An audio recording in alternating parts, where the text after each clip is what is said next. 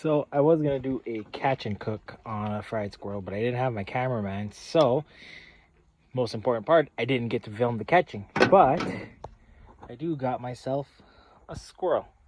So we are gonna clean the squirrel. First, we're gonna start by cutting off its front legs, and then from that, we are gonna go behind the tail, and then we're gonna slice a little bit, and then we're gonna peel off the entire thing of skin. So we'll see how that goes. I'll show you what it looks like.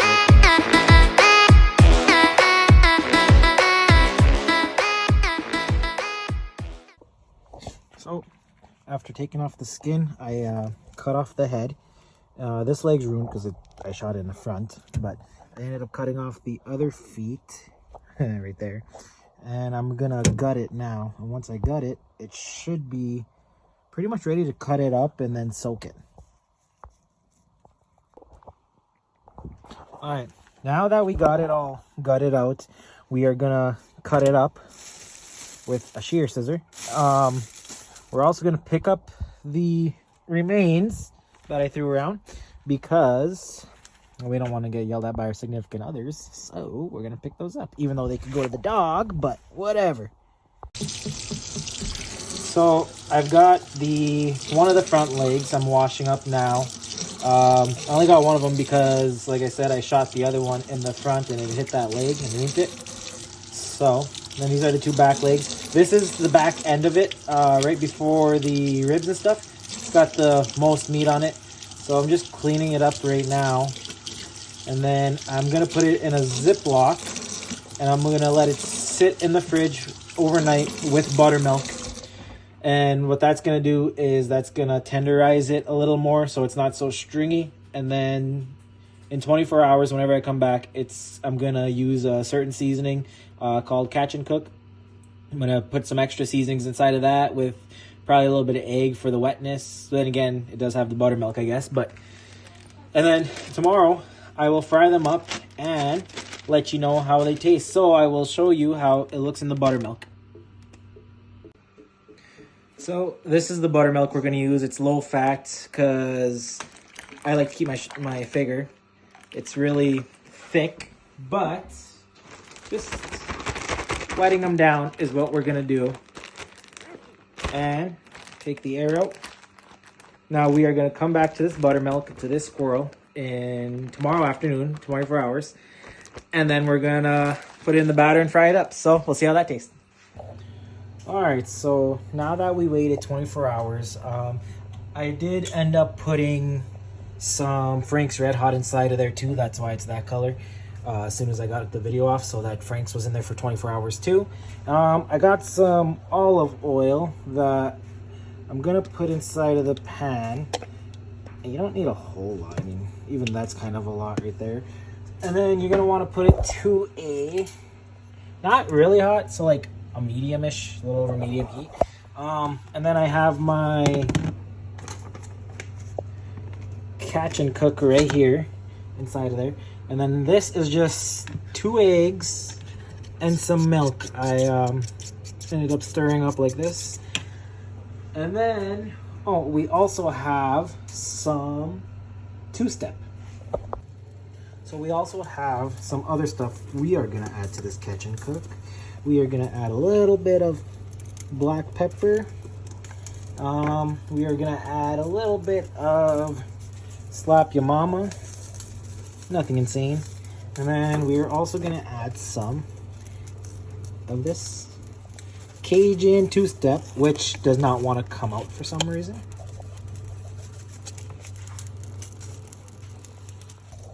All right, so there's the two-step. There, now we got all that added. We're gonna stir it up real quick, and just to stir it, I mean like just mix it up. Use a fork, whatever you want. And while we do that, we are gonna wait for our grease to get hot enough. So that could take a few minutes here. All right, so now that the oil should be hot enough, I took the pieces out, put them on there because it's kind of hard for me to record with one hand. So we are gonna dump it in here, one of the pieces, coat it up nice and whatever. Dump it in here.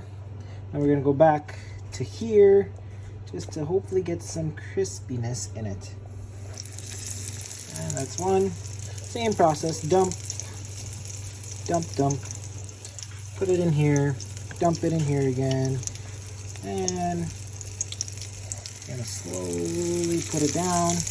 And the last leg. Put it in here. Dump it in the egg. And back into here.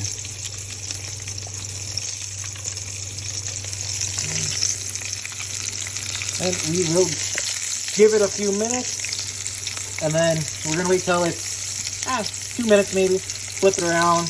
Make sure it's golden brown. Once it's golden brown, we're gonna take it back out and then we're gonna give it a taste test. Alright, so we got it a little more than golden brown, but I'm not gonna lie, that's my fault because I had my heat a little too high. It's crazy, I thought it was at half, but I shut it off now because I only have 3 pieces to make because I only got 1 squirrel. But they are almost done. They actually look pretty good. They smell really good. So this is my first time ever trying squirrel, so I'm pretty nervous, not gonna lie. But I will be honest, if it's good, then that's cool. And if it's gross, I'll let you know. Alright, so now that our squirrel is done, you guys are gonna be mad at me if you guys make squirrel. I've never made squirrel, but you're gonna be mad because I burnt it. But we're gonna give it a taste test. So let's try it.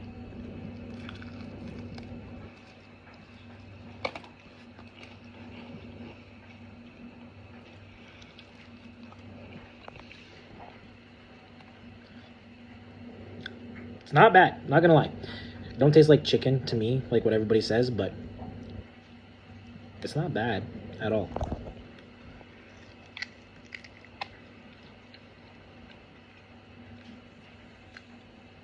Actually, it kind of does have a chicken taste.